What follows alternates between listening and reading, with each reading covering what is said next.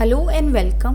Polity में next article है हमारे पास आर्टिकल नंबर 69 जो कि बात करता है ओथ और अफर्मेशन बाय वाइस प्रेसिडेंट। इसमें आ गया हमारे पास कौन से पर्सन्स रिक्वायर्ड हैं ओथ लेने के लिए। हर एक वाइस प्रेसिडेंट इंडिया का अज्यूम करने से पहले ऑफिस को उनको ओथ लेना ज़रूरी है। अथॉरिटी बिफोर हुम ओथ इज़ टेकन, कौन सी अथॉरिटी के सामने ओथ लिया जाता है। द ओथ और affirmation is made before president या फिर एक पर्सन अपॉइंटेड बाय प्रेजिडेंट इस पर्पज़ के लिए। Timing of the oath must be taken before entering the office, office में एंटर करने से पहले लिया जाएगा। सब्सटेंस क्या होगा ओथ का या फिर एफर्मेशन का। वाइस प्रेसिडेंट सोलमली स्वेयर करेंगे या अफर्म करेंगे कि वो बियर करेंगे true faith and allegiance, constitution of India की तरफ फेथफुली डिस्चार्ज करेंगे जो ड्यूटीज़ हैं ऑफिस की। तो इस आर्टिकल में हमने क्या पढ़ा है, ये आ गया हमारे पास आर्टिकल नंबर 69 जो कि बात करते हैं ओथ और एफर्मेशन बाय वाइस प्रेसिडेंट की। सबसे पहला है हमारे पास किसको ओथ लेनी है, वाइस प्रेसिडेंट ऑफ इंडिया को ओथ लेनी है। सेकंड आ गया हमारे पास किसके सामने लेनी है, कौन सी अथॉरिटी के सामने। पहला आ गया हमारे पास प्रेसिडेंट के सामने या फिर कोई भी पर्सन जो अपॉइंट किया जाता है प्रेसिडेंट के द्वारा। तो कोई भी पर्सन जो अपॉइंट किया जाता है प्रेसिडेंट के द्वारा उसके सामने। तीसरा आ गया टाइमिंग क्या होगा ओथ का, इसमें आ गया हमारे पास before entering the office, office जो है संभालने से पहले या फिर एंटर करने से पहले ओथ लेना ज़रूरी है। फोर्थ आ गया इसमें हमारे पास यहाँ पे सब्सटेंस क्या होगा ओथ का या फिर एफर्मेशन का। इसमें अफर्म करेंगे वाइस प्रेसिडेंट जो इंडिया है सबसे पहले कि वो ट्रू बियर करेंगे ट्रू फेथ एंड एलिजियंस जो है कॉन्स्टिट्यूशन ऑफ इंडिया की तरफ। सेकेंड आ गया वो फेथफुली डिस्चार्ज करेंगे जो ड्यूटीज़ हैं उनके ऑफिस के। तो ये 4 पॉइंट है हमारे पास, आर्टिकल नंबर 69 है हमारे पास, ये याद रखना है। ओथ और एफर्मेशन बाय वाइस प्रेसिडेंट ये टाइटल है हमारे पास। किसको ओथ लेनी है, वाइस प्रेसिडेंट ऑफ इंडिया को। किसके सामने लेनी है, प्रेसिडेंट के सामने या फिर पर्सन जो अपॉइंट किया गया है प्रेसिडेंट के द्वारा। टाइमिंग क्या होगी, before entering upon office, office में एंटर करने से पहले।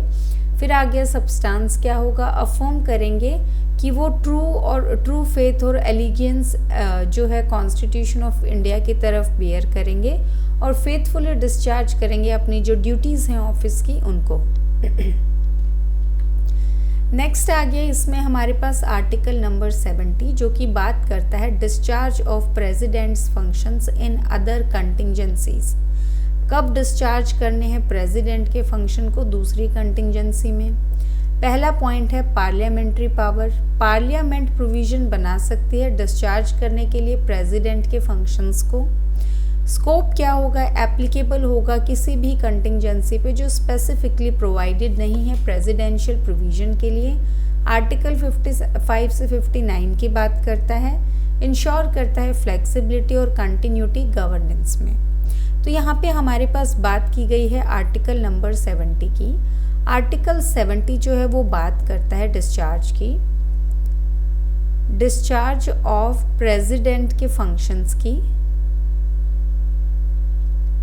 इन अदर कंटिंजेंसीज।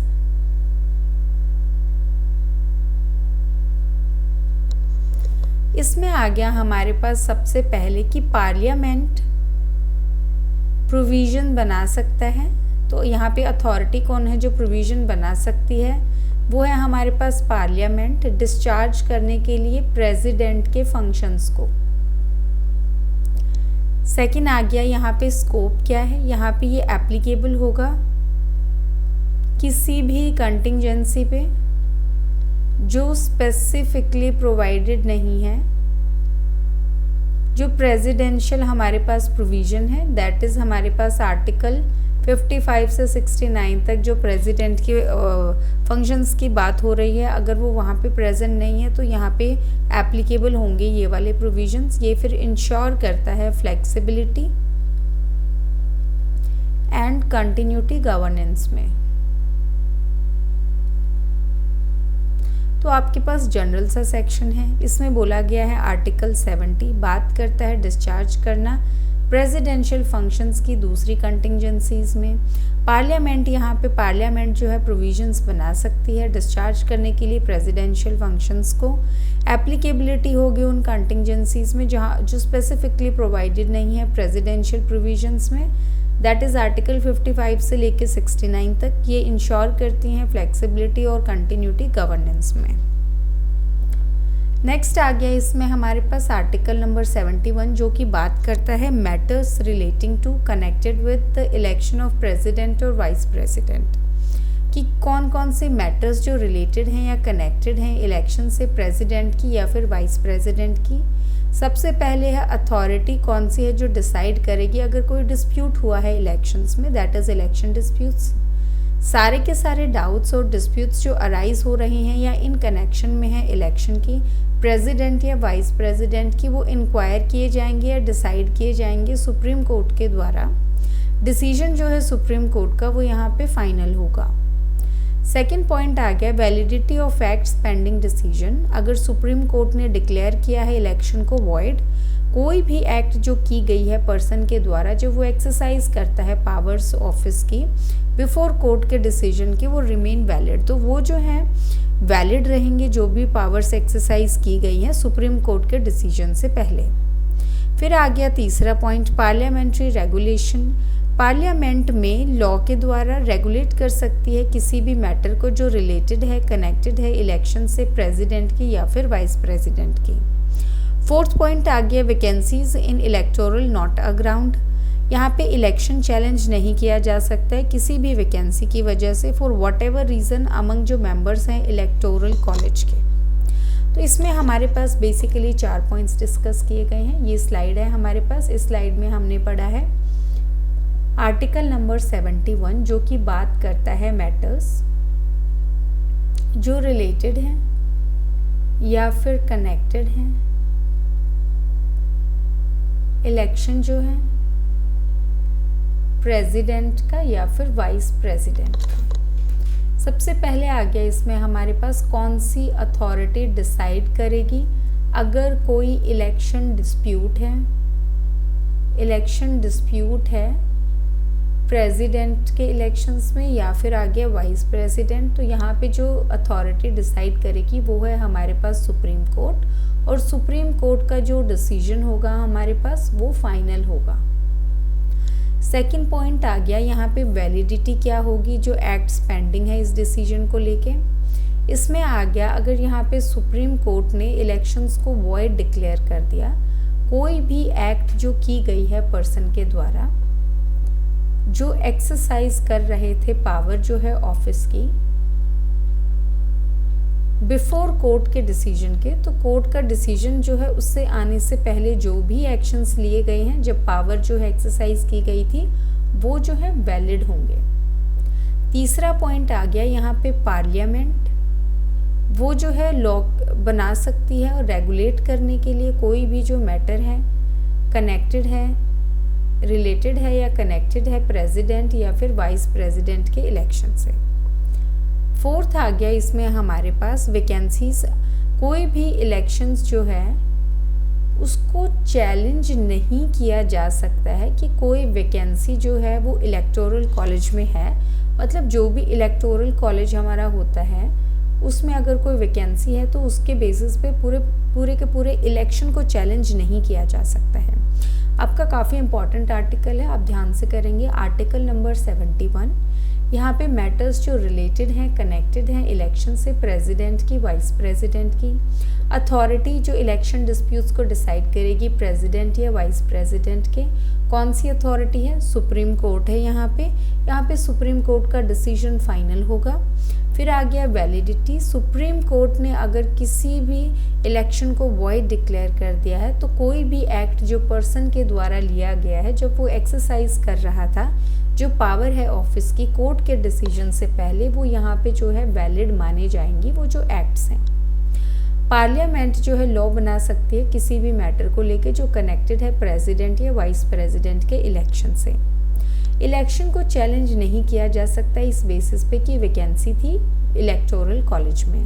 तो यहाँ पे जो है चारों के चारों आपके पॉइंट बहुत इंपॉर्टेंट हैं। सबसे पहले आपको अथॉरिटी तो ध्यान में रखनी है कि इलेक्शन डिस्प्यूट्स जो हैं प्रेसिडेंट के और वाइस प्रेसिडेंट के वो सुप्रीम कोर्ट डिसाइड करता है। उसके बाद वैलिडिटी, कोई भी एक्ट्स जो हैं वैलिड होंगे before supreme courts decision. Parliament यहाँ पे लॉ बना सकता है। उसके बाद इलेक्शंस को चैलेंज नहीं किया जा सकता। ये आपका इनडायरेक्ट क्वेश्चन भी हो सकता है, जैसे आपको बोला जा सकता है कि ये इलेक्टोरल कॉलेज था लेकिन यहाँ पे इतने लोगों की वैकेंसी थी, तो आप इसका आउटकम बताइए। Election can be challenge, can not be challenge, या फिर वॉइड होगा या फिर वैलिड होगा, इस तरीके से। तो आपको बताना है इलेक्शन को चैलेंज नहीं किया जा सकता है। यहाँ पे केस लो है हमारे पास NB Khare versus election commission 1957 supreme court. Supreme court ने हेल्ड किया है पिटीशन जो चैलेंज कर रही है इलेक्शन को प्रेसिडेंट के, वो सिर्फ एंटरटेन की जा सकती है after completion of the election of president और declaration of the result. Supreme court ने ये भी हेल्ड किया है कि एक पर्सन जो ना ही एक कैंडिडेट है ना ही एक इलेक्टर है, वो फाइल नहीं कर सकता है पिटीशन जो चैलेंज करती है प्रेसिडेंशियल इलेक्शन को। तो यहाँ पे हमारे पास एक इम्पॉर्टेंट केस लो है, दैट इज NB खारे versus election commission 1957 supreme court. यहाँ पे दो चीज़ें हेल्ड की गई हैं इस केस लॉ में। सबसे पहले जो चीज़ हेल्ड की गई है वो ये है हमारे पास कि जो पिटीशन चैलेंज कर रही है इलेक्शन को प्रेसिडेंट के, वो तभी एंटरटेन की जा सकती है जब कंप्लीट हो जाता है इलेक्शन जो है प्रेसिडेंट का, प्लस डिक्लेयर हो जाता है रिजल्ट। दूसरा जो पॉइंट है हमारे पास वो ये है कि कोई भी पर्सन जो ना ही कैंडिडेट है ना ही इलेक्टर है, वो फाइल नहीं कर सकता है पिटीशन जो चैलेंज करेगी प्रेसिडेंट के इलेक्शन को। तो यहाँ पे हमारे पास है केस लो NB खारे versus election commission 1957 supreme court. दो चीज़ें इसमें हेल्ड की गई हैं। सबसे पहले जो पिटीशन जो चैलेंज कर रही है इलेक्शन को प्रेसिडेंट के इलेक्शन को, वो एंटरटेन की जा सकती है only after completion of the election की ऑफ द प्रेसिडेंट की कंप्लीट हो जाता है इलेक्शन जो है और डिक्लेयर हो जाता है रिजल्ट। उसके बाद जो है पिटीशन जो चैलेंज कर रही है इलेक्शन को वो एंटरटेन की जाएगी। उसके अलावा जो दूसरी चीज़ हेल्ड की गई है वो ये है कि कोई भी पर्सन जो कैंडिडेट या इलेक्टर नहीं है वो फाइल नहीं कर सकता है पिटीशन जो चैलेंज करेगी प्रेसिडेंट के इलेक्शन को। तो यहाँ पे जो लोकस स्टैंडाई है पिटीशन फाइल करने की, वो या तो कैंडिडेट है जो प्रेसिडेंट के इलेक्शन के लिए कैंडिडेट हैं, या फिर जो इलेक्ट कर रहे हैं प्रेसिडेंट को। इन दोनों में से जो है वही जो पर्सन है चैलेंज कर सकता है प्रेसिडेंट के इलेक्शन को। नेक्स्ट आ गया हमारे पास article number 72, power of president to grant pardons etcetera and to suspend, remit, commute sentences in certain cases. तो यहाँ पे क्या पावर है प्रेसिडेंट की ग्रांट करने की पार्डन्स को, सस्पेंड करने की, रिमिट करने की या कम्यूट करने के सेंटेंसेस को सर्टेन केसेस में। सबसे पहले आ गया हमारे पास स्कोप क्या है प्रेसिडेंशियल जो क्लेमेंसी पावर्स हैं। प्रेसिडेंट ग्रांट कर सकते हैं pardons, reprieves, respites, remissions of punishment, या सस्पेंड कर सकते हैं, रिमिट कर सकते हैं, कम्यूट कर सकते हैं सेंटेंसेस को किसी भी पर्सन की जो कन्विक्टेड है एक ऑफेंस का फॉलोइंग केसेस में। सबसे पहले है कोर्ट मार्शल केसेस, कोई भी पनिशमेंट या सेंटेंस जो अवॉर्ड की गई है कोर्ट मार्शल के द्वारा। सेकेंड आ गया यूनियन लॉ केसेस, ऑफेंसेस जो लॉज, ऑफेंसेस अगेंस्ट लॉज जो रिलेट करते हैं मैटर से under executive power of the union. तीसरा आ गया डेथ सेंटेंस केसेस, कोई भी केस जहाँ पे सेंटेंस कैपिटल पनिशमेंट है। इसमें आ गया limitations, court martial close 1A, ये अफेक्ट नहीं करता है जो पावर्स हैं आर्म्ड फोर्सेस की सस्पेंड करने की, रिमिट करने की, कम्यूट करने के सेंटेंसेस जो पास की जाते हैं कोर्ट मार्शल के द्वारा। इसमें आ गया हमारे पास डेथ सेंटेंस क्लोज 1 ये अफेक्ट नहीं करता है। जो पावर है स्टेट गवर्नर की सस्पेंड करने की, रिमिट करने की, कम्यूट करने की डेथ सेंटेंसेस को स्टेट लॉ के अंडर।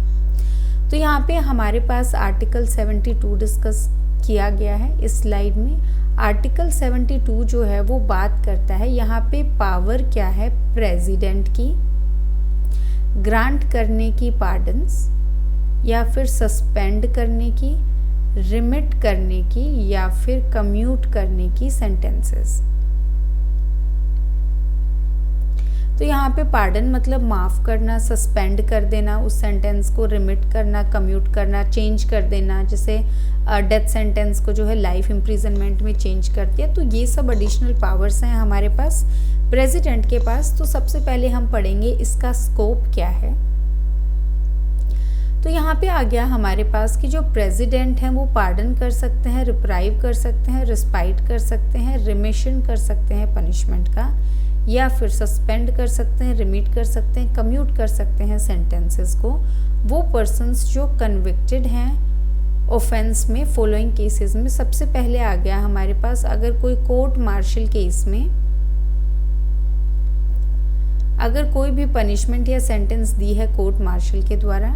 सेकंड आ गया यहाँ हमारे पास यूनियन लॉ के केसेस में ऑफेंसेस जहाँ पे एग्जीक्यूटिव पावर है, जो रिलेट करते हैं एग्जीक्यूटिव पावर जो है यूनियन की। तीसरा आ गया यहाँ पे डेथ सेंटेंस के केसेस में, तो जहाँ पे कैपिटल पनिशमेंट दी गई है वहाँ पे भी जो है प्रेसिडेंट यहाँ पे सस्पेंड कर सकते हैं, रिमिट कर सकते हैं, कम्यूट कर सकते हैं। इसके अलावा लिमिटेशंस की बात की गई है कि कहाँ कहाँ जो है वो नहीं कर सकते हैं प्रेसिडेंट। पहला आ गया कोर्ट मार्शल। कोर्ट मार्शल ये अफेक्ट नहीं करता है जो आर्म्ड फोर्सेस जो ऑफिसर्स हैं, आर्म्ड फोर्सेस ऑफिसर्स की जो सस्पेंड करने की, रिमिट करने की, कम्यूट करने की सेंटेंसेस हैं। सेकंड आ गया इसमें हमारे पास डेथ सेंटेंस।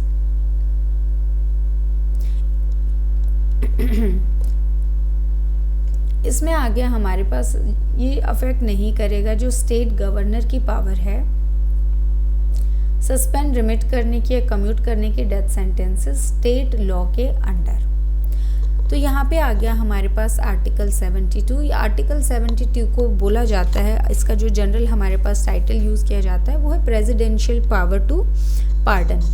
तो इसमें जो एक्चुअल टाइटल है वो है हमारे पास पावर है प्रेसिडेंट की पार्डन, सस्पेंड करने की, रिमिट करने की, कम्यूट करने की सेंटेंसेस को सर्टेन केसेस में। स्कोप क्या है, प्रेसिडेंट यहाँ पे पार्डन कर सकते हैं, रिप्राइव कर सकते हैं, रिस्पाइट कर सकते हैं, रिमिशन कर सकते हैं, सस्पेंड कर सकते हैं, रिमिट कर सकते हैं, कम्यूट कर सकते हैं सेंटेंसेस को जहाँ पे पर्सन कन्विक्टेड है। कोर्ट मार्शल के केसेस में, यूनियन लॉ के केसेस में जहाँ पे ऑफेंस जो है अगेंस्ट लॉ जो रिलेट करता है मैटर्स जो एग्जीक्यूटिव पावर है यूनियन का उसके अंडर आते हैं। डेथ सेंटेंसेस अगर कैपिटल पनिशमेंट दी गई है तो फिर उसके बाद आ गया लिमिटेशन क्या कहाँ पे है, जहाँ पे कोर्ट मार्शल किया गया है आर्म्ड फोर्स जो ऑफिसर्स हैं उनके द्वारा।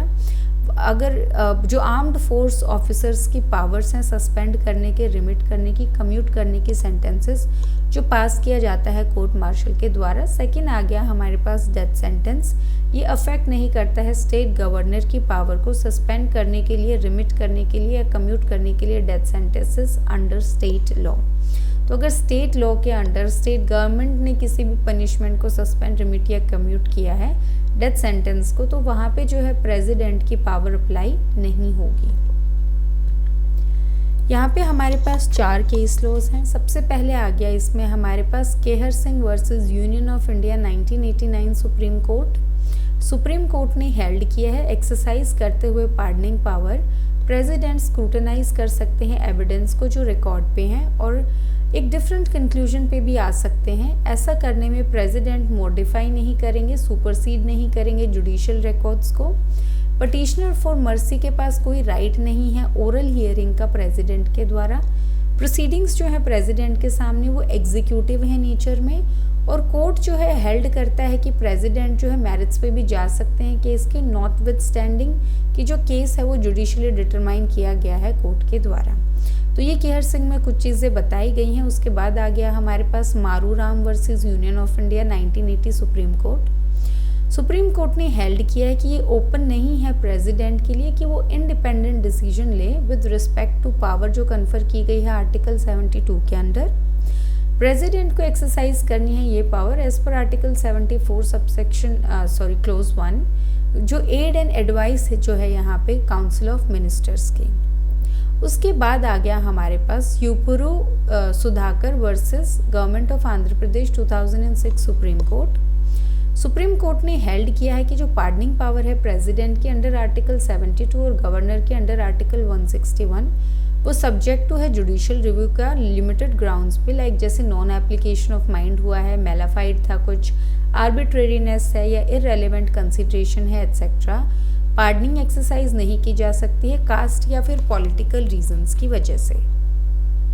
नेक्स्ट केस लो है हमारे पास Mohammad Arif versus the registrar supreme court 2014 supreme court. Supreme court ने हेल्ड किया है जुडिशियल रिव्यू जो है डेथ पेनल्टी केसेस का, वो मैंडेटली सुना जाएगा ओपन कोर्ट में एक बेंच के द्वारा जो एटलीस्ट 3 जजेस का होगा। तो यहाँ पे जो है 4 केस लॉज हैं आपके पास। चारों केस लॉज में काफ़ी इंपॉर्टेंट चीज़ें हेल्ड की हैं। हम एक एक करके समरी देखते हैं। सबसे पहला केस लॉ है यहाँ पे हमारे पास Kehar Singh versus union of India 1989 supreme court. इसमें क्या हेल्ड किया गया है, इसमें बोला है कि जो यहाँ पे पार्डनिंग पावर है प्रेसिडेंट की, उसमें जो प्रेसिडेंट है वो स्क्रूटनाइज कर सकते हैं, ध्यान से देख सकते हैं जो एविडेंस है रिकॉर्ड पे, और एक डिफरेंट कंक्लूजन पे भी जो है वो आ सकते हैं। तो मतलब सेम एविडेंस पे वो डिफरेंट चीज़ें कंक्लूड कर सकते हैं। ऐसा करते हुए प्रेसिडेंट यहाँ पे मॉडिफाई या सुपरसीड नहीं करेंगे जुडिशियल रिकॉर्ड्स को। यहाँ पे पटिशनर के पास, जो पटिशनर है मर्सी का, जो एप्लीकेशन दे रहा है या पटिशन फाइल कर रहा है मर्सी की, उसके पास कोई राइट नहीं है ओरल हियरिंग का कि वो जाके अपना केस रखे प्रेसिडेंट के सामने, ऐसा कोई भी राइट नहीं है। यहाँ पे जो प्रोसीडिंग्स हैं ये एग्जीक्यूटिव है नेचर में। तो आपको अगर अंदर से कोई क्वेश्चन आता है आर्टिकल 72 से कि किस तरीके की यहाँ पे प्रोसीडिंग्स हैं, ये एग्जीक्यूटिव है नेचर में। यहाँ पे प्रेसिडेंट जो है वो मेरिट्स पे जा सकते हैं केस का, हालांकि ये जुडिशियली डिटरमाइन किया जा चुका है कोर्ट के द्वारा, इससे कोई फर्क नहीं पड़ता है। सेकंड केस लॉ आ गया यहाँ पे हमारे पास मारू Ram versus union of India 1980 supreme court. यहाँ पे आ गया हमारे पास कि जो सुप्रीम कोर्ट है ये ओपन नहीं है यहाँ पे प्रेसिडेंट के लिए कि वो इंडिपेंडेंट डिसीजन ले विद रिस्पेक्ट टू जो पावर है आर्टिकल 72 के अंदर। यहाँ पे इंडिपेंडेंट डिसीजन नहीं लिया जाएगा। यहाँ पे एड एंड एडवाइस जो है काउंसिल ऑफ मिनिस्टर्स की वो ली जाएगी और उसके बाद ही जो है डिसाइड किया जाएगा। तीसरा आ गया यहाँ पे हमारे पास Epuru Sudhakar versus government of Andhra Pradesh 2006 supreme court. यहाँ पे हेल्ड किया गया है कि जो पार्डनिंग पावर है, यहाँ पे जो पार्डनिंग पावर है प्रेसिडेंट की अंडर आर्टिकल 72 एंड गवर्नर की अंडर आर्टिकल 161, वो सब्जेक्ट टू होंगी जुडिशियल रिव्यू को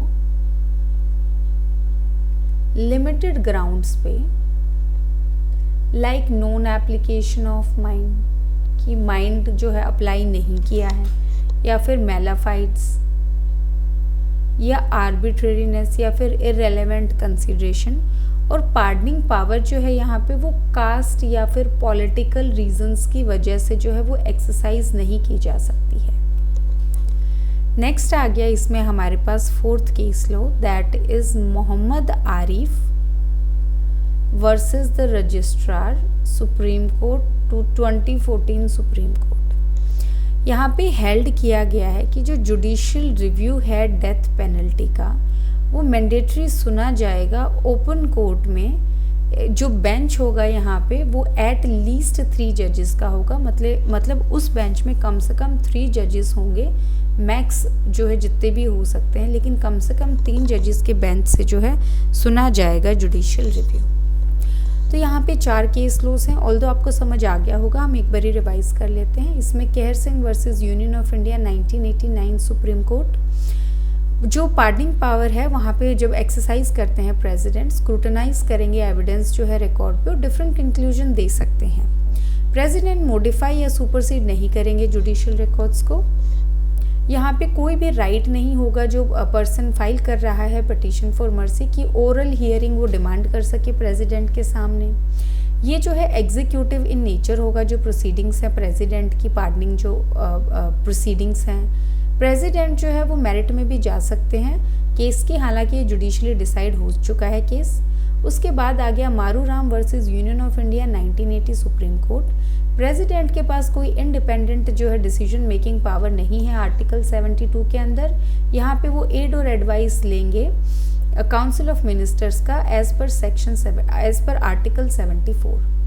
फिर आ गया इसमें हमारे पास Epuru Sudhakar versus government of AP 2006 supreme court. यहाँ पे आ गया हमारे पास की जो पार्डनिंग पावर है प्रेसिडेंट के अंडर आर्टिकल 72 या गवर्नर के अंडर आर्टिकल 161, वो सब्जेक्ट टू होंगी जुडिशियल रिव्यू के लिमिटेड ग्राउंड्स पे, जैसे कि नॉन एप्लीकेशन ऑफ माइंड या मेलाफाइट्स या फिर arbitrariness, irrelevant consideration. Pardoning power जो है एक्सरसाइज नहीं की जा सकती कास्ट या पॉलिटिकल रीजंस के बेसिस पे। फोर्थ आ गया इसमें हमारे पास Mohammad Arif versus the registrar supreme court 2014। यहाँ पे सुप्रीम कोर्ट यहाँ पे बोला है कि जो जुडिशियल रिव्यू है डेथ पेनल्टी का वो ओपन कोर्ट में सुना जाएगा और यहाँ पे जो बेंच होगा वो एट लीस्ट 3 जजेस का होना चाहिए। तो ये आपके पास 4 केस लॉज हैं। आर्टिकल 73 आ गया इसमें हमारे पास extent of executive power of the union. कहाँ पे एक्सटेंट हो सकता है जो एग्जीक्यूटिव पावर है यूनियन की। General scope of union executive power, union executive power जो है यूनियन की वो एक्सटेंड करता है। मैटर्स जहाँ पे पार्लियामेंट लॉज बना सकती है यूनियन लिस्ट पे। राइट्स, अथॉरिटीज, ज्यूरिसडिक्शन एक्सरसाइजेबल जो है गवर्नमेंट ऑफ इंडिया के द्वारा अंडर ट्रीटीज और अग्रीमेंट्स। फिर आगे limitation in states, union executive power वो ऑटोमेटिकली एक्सटेंड नहीं करेगा मैटर्स जो हैं स्टेट के, जिसपे स्टेट लेजिस्लेचर भी जो है लॉज बना सकती है अनलेस स्पेसिफिकली प्रोवाइडेड है कॉन्स्टिट्यूशन या पार्लियामेंट के द्वारा। तीसरा आ गया ट्रांजिशनल प्रोविजन, जब तक पार्लियामेंट प्रोवाइड नहीं करता है अदरवाइज स्टेट्स और उनके जो ऑफिसर्स या अथॉरिटीज़ हैं वो कंटिन्यू करेंगे एक्सरसाइज करने के लिए एग्जीक्यूटिव पावर्स उन मैटर्स में जो यूनियन लिस्ट के अंडर हैं, जैसा कि वो करते थे before commencement of the constitution. तो यहाँ पे ज़्यादा इम्पॉर्टेंट नहीं है सेक्शन, थोड़ा सा थियोरेटिकल है। एक बारी हम रिवाइज कर लेते हैं या कीवर्ड्स निकाल लेते हैं। आर्टिकल 73 बात करता है extent of executive power of the union. इसमें सबसे पहले आ गया हमारे पास कि यहाँ पे एग्जीक्यूटिव पावर कहाँ कहाँ एक्सटेंड होती है। तो ये एक्सटेंड होती है उन मैटर्स पे जहाँ पे पार्लियामेंट लॉ बना सकते हैं, दैट इज यूनियन लिस्ट पे।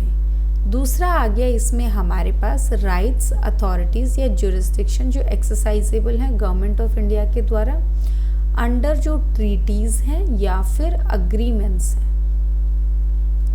सेकेंड आ गया इसमें हमारे पास लिमिटेशंस जो हैं स्टेट्स की। यहाँ पे यूनियन एग्जीक्यूटिव पावर वो एक्सटेंड नहीं करेगी उन मैटर्स पे जहाँ पे स्टेट के मैटर्स है और जहाँ पे स्टेट लेजिस्लेटिव जो है वो लॉ बना सकते हैं, जब तक कि वो स्पेसिफिकली प्रोवाइडेड नहीं है कॉन्स्टिट्यूशन में या फिर पार्लियामेंट में। जब तक ये प्रोवाइड नहीं करते यहाँ पे जो एग्जीक्यूटिव पावर जो है यूनियन की वो एक्सटेंड नहीं करेगी। तीसरा है हमारे पास ट्रांजिशनल प्रोविजन, जब तक यहाँ पे पार्लियामेंट प्रोवाइड नहीं करती है स्टेट या उनके ऑफिसर्स या अथॉरिटीज़ वो कंटिन्यू करेंगे एग्जीक्यूट करने में एग्जीक्यूटिव पावर्स उन मैटर्स में जो यूनियन लिस्ट के हैं, जैसा कि वो कमेंसमेंट जो है कॉन्स्टिट्यूशन के उससे पहले करते थे। तो यहाँ पे आ गया आर्टिकल 73 एक्सटेंड जो है executive power of the union का, कहाँ कहाँ एक्सटेंड कर सकती है पावर्स जो है यूनियन की उन मैटर्स पे जहाँ पे पार्लियामेंट लॉ बना सकती है यूनियन लिस्ट में। राइट्स जो है अथॉरिटी या ज्यूरिसडिक्शन एक्सरसाइजेबल जो है गवर्नमेंट ऑफ इंडिया के द्वारा ट्रीटीज़ या अग्रीमेंट्स के अंडर। फिर आ गया हमारे पास लिमिटेशन। यहाँ पे जो यूनियन एग्जीक्यूटिव पावर है वो ऑटोमेटिकली एक्सटेंड नहीं करेगी स्टेट को, जहाँ पे स्टेट लेजिस्लेटर जो है लॉ बना सकते हैं जब तक कॉन्स्टिट्यूशन या पार्लियामेंट प्रोवाइड नहीं करता है। पार्लियामेंट जो है वो प्रोवाइड करती है, जो स्टेट हैं, ऑफिसर्स हैं या अथॉरिटीज़ हैं वो कंटिन्यू करेंगी एक्सरसाइज करने में एग्जीक्यूटिव पावर को उन मैटर्स में जो यूनियन लिस्ट के अंदर हैं बिफोर, जो जैसे कि वो पहले कमेंसमेंट जो है कॉन्स्टिट्यूशन का उससे पहले करते थे।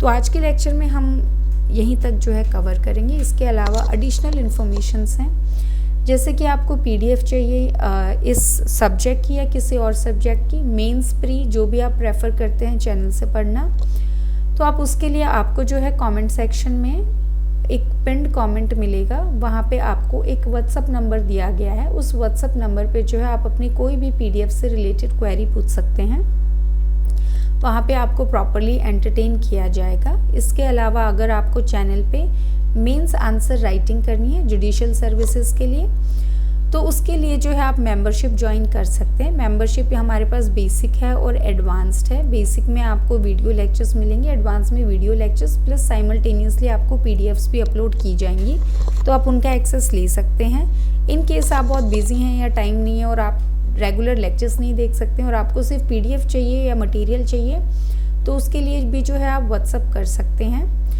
इसके अलावा हमारे पास मेंस का एक क्रैश कोर्स हम स्टार्ट करेंगे नेक्स्ट मंथ से। ये हमारा जो है न्यू लॉज के लिए होगा। आपके जो 3 न्यू लॉज हैं दैट इज़ BNSS, BNS और BSA, 3 लॉज की मेंस आंसर राइटिंग हम जो है करेंगे। ये जूम क्लासेस के थ्रू होगा। अगर आपको रजिस्टर करना है या फिर इससे रिलेटेड कोई भी क्वेरी है तो उसके लिए भी आप जो है व्हाट्सएप पे जाएंगे और वहाँ पे जो है अपना मैसेज छोड़ देंगे। उसके बाद जो आपको जो भी क्वेरी है, टाइमिंग्स क्या होंगी बैच की या ड्यूरेशन कितनी होगी, फीस कितनी होगी, ये सब जो है आप पूछ सकते हैं। बाकी जो है आज के लेक्चर में हम इतना ही कवर करेंगे। So thank you.